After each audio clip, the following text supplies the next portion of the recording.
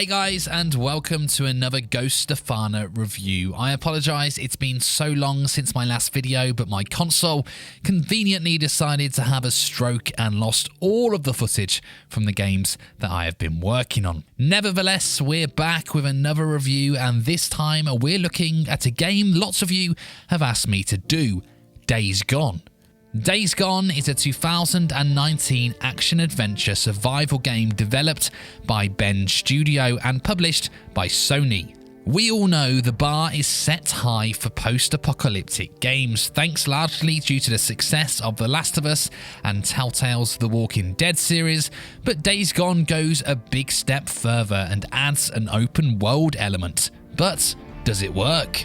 This is Days Gone. Should I buy it? The story. Straight away, I'm going to say that this is a very big and long game, which we'll get into a little bit later, but because of that, there's lots of layers to the story. I feel playing good video games should feel like you've just watched a really good movie, but this feels more like 7 seasons of a TV show. There's so much going on. Normally, I would say this is a game of redemption, or this is a game of survival, or this is a game of revenge, etc. This is a game of all of them rolled into one. Without spoiling the game, the plot revolves around our playable character Deacon St. John, who is a drifter surviving in a post-apocalyptic world with his friend Boozer. Deacon was separated from his wife at the beginning of the outbreak and loosely hopes that he will one day find her. So that's the simple summary. From that point, the story twists and turns around corners that even the most seasoned of gamers wouldn't have seen coming. It had depth, structure, and some really strong dialogue in cutscenes, and overall, it told a really good story. What I also enjoy in post-apocalyptic games are a little bit of mystery as to how it all happened. For example, why and how the outbreak began. With the use of flashbacks and also story events, you begin to learn more about the zombies, or as they're known in this game, freaks. I enjoyed this element, and it also left certain paths open and purposely ambiguous for a future potential sequel. My criticism would be that the mission structure can be slightly dull and repetitive, which is a gameplay issue more than anything, but it does make the story feel slightly slower.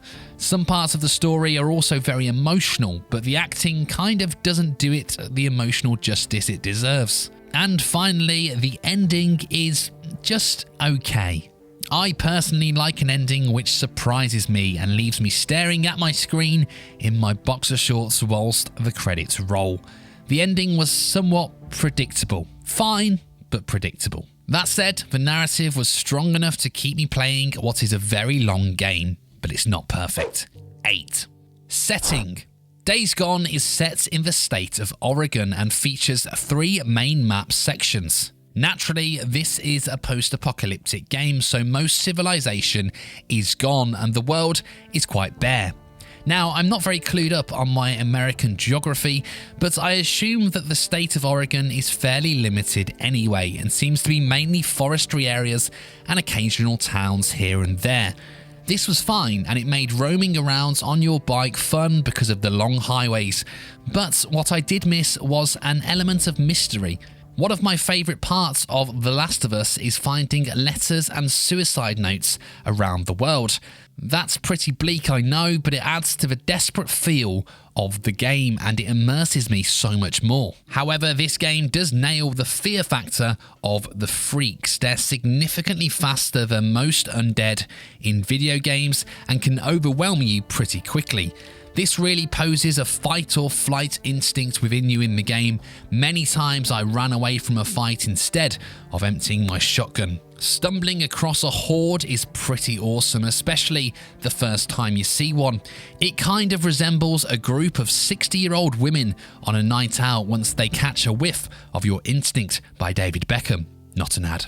The sounds, the visuals, all work perfectly to create a real sense of dread. I didn't dare approach one in the early stages of the game. The world feels pretty dangerous, not just the undead, but you find bandits around the map who will ambush you when you're on your bike. This means you always have to be alert as a gamer, just as you would if you were Deacon St. John. The friendly camps found in the game are all very different and look realistic in a post-apocalyptic world, and I enjoyed the use of vehicles littered around the map. Cracking open the bonnets of abandoned cars can provide you with crafting materials, which felt like an organic way to source materials. Overall, it's bleak, depressing, and keeps you on edge. But a bit more lore and Easter eggs around the world would have taken it up a mark. 7.5. Characters. This for me is what holds this game back and stops it from being one of those games that everyone talks about. Despite the impressive story, I feel like the characters didn't do it justice. They were somewhat bland and perhaps needed a bit more background in order for us to feel more emotionally attached to them. Let's start with Deacon. They can smell your blood from all the way down there. What do you suppose that feels like? Huh? Torn apart, eaten alive. He's a fairly stubborn and independent character, and you learn very quickly he doesn't trust many people or like them for that matter, and he only really enjoys the company of his friend Boozer and his wife Sarah, which we see in flashbacks. He possesses a dry sense of humour, which is only really showcased in those flashbacks. Don't get me wrong, I understand that a zombie apocalypse may dampen your urge to crack a joke, but he just seemed to lack any real emotion throughout the game. The flashbacks provide some background on him, but for me, just not enough. I feel like I needed to understand Deacon so much more. I didn't dislike him, but equally, I wasn't completely invested in him. As for the supporting characters, they're just so neglected. I think I counted 2 characters who I genuinely found interesting and complex, one of which comes later in the game, and the other one is Boozer. I appreciate it's hard for a developer to include dialogue that gives us an insight into every single supporting character, but I feel like most just had no depth whatsoever or any substance, and in turn made me have no emotional connection to them. The game also weirdly teases a romantic attachment between 2 of the major characters about a third of the way in, but then just doesn't visit this ever again. NPCs in the game are also just a copy and paste job, and almost every person you encounter on the road looks like they came out of the same virtual womb. The base is there, but more effort and background was needed to make me invest in these characters. 6. Gameplay. In general, the gameplay is very good, but let me start with a couple of standout negatives. Loading screens are way too long. Now don't worry, this isn't Skyrim where you're getting a loading screen every time you open a door. Once you're in the game, you're in, but it does take a long time to get there. The same can be said for going into and out of cutscenes. I know this isn't a deal breaker for most gamers, and yes, it could be argued that this issue is just my console opposed to the actual game. So if you've played the game, I'd be interested to know if you found the same issue. Just let me know in the comments. The mission structure can be slightly repetitive. It's very much sneak into this place, kill this person, and then there'll be a cutscene. The missions do become somewhat more diverse and interesting as the game gets on into the second half, but it does slow down your desire to continue the story early on. As for the positives, riding your bike is really fun. Yes, it's going to feel very slow to begin with because you're essentially riding around on a piece of metal with 1 horsepower, but as you improve your bike, it becomes much more fun. Combat mechanics are good, if perhaps a little simple. When you have unlocked the full arsenal of weapons and traps, you can really strategically plan how to take out your opponents, and the focus mechanic is a modern day equivalent of Red Dead Redemption's Deadeye and is very satisfying to use. Crafting is prevalent in the game and is worthwhile doing. You earn trust at friendly campsites and in turn use these sites to upgrade weapons and your bike. You can also exchange the ears of the enemies you killed for credits. The best element of gameplay for me is the survival mechanics. Weather and the time of day impact how many freaks you're likely to come across and how strong they are. And you also have to keep an eye on your fuel levels. So many video games neglect fuel and just run their cars on magical gaming dust. You will find yourself desperately searching for a fuel can in the early stages of the game. I feel the game could have gone one further with this and added an eating element. I know the game would have felt more realistic if you had to try and source food for yourself too whilst you're out there in the wilderness. However, I'm aware that mechanic often divides opinion between gamers. Overall, it was good, it remained fresh throughout, and benefited from unlocked items you get as you progress. 8. Visuals. This review is based and captured on a PS4 play, and the visuals are pretty good. The world looks real when roaming, and some of the kill animations can be pretty brutal. Cutscenes perform well, and the main characters are really detailed. However, again, what I can only describe as laziness holds this category back. The NPCs you meet around camps and save around the world are very basic in design and look incredibly different to the characters. Now you may well ask, does it matter?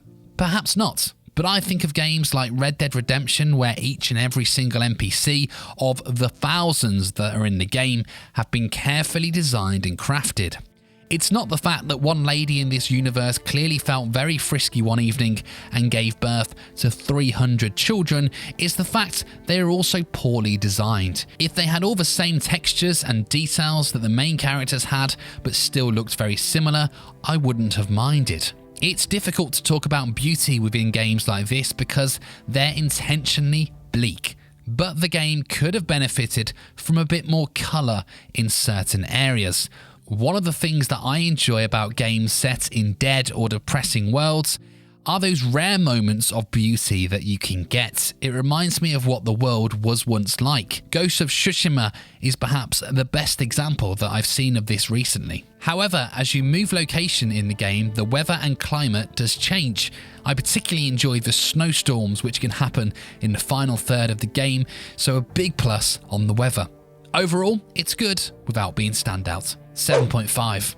Bugs. So there were a few bugs I noticed in this game, but I wouldn't label it buggy. They were just the little ones that most games experience, which mostly make you laugh. Never did I once experience a bug which affected my story progression in the game.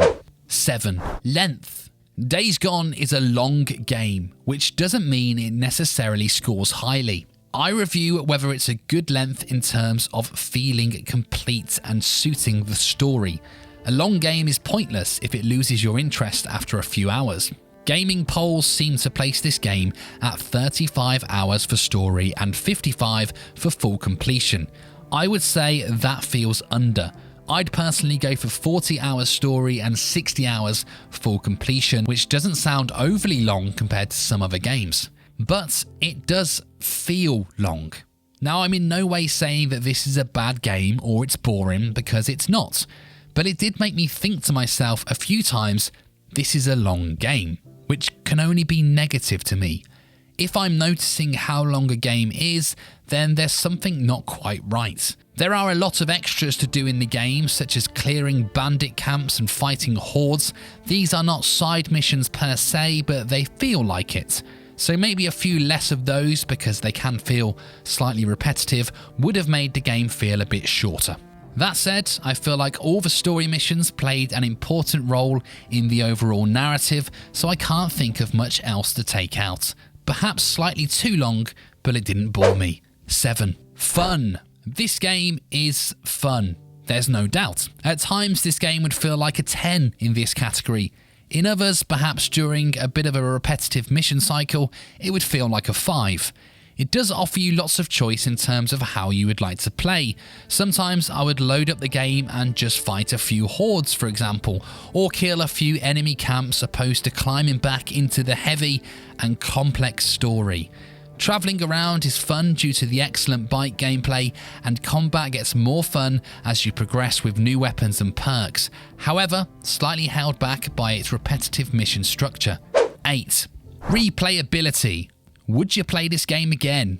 I think eventually, sure.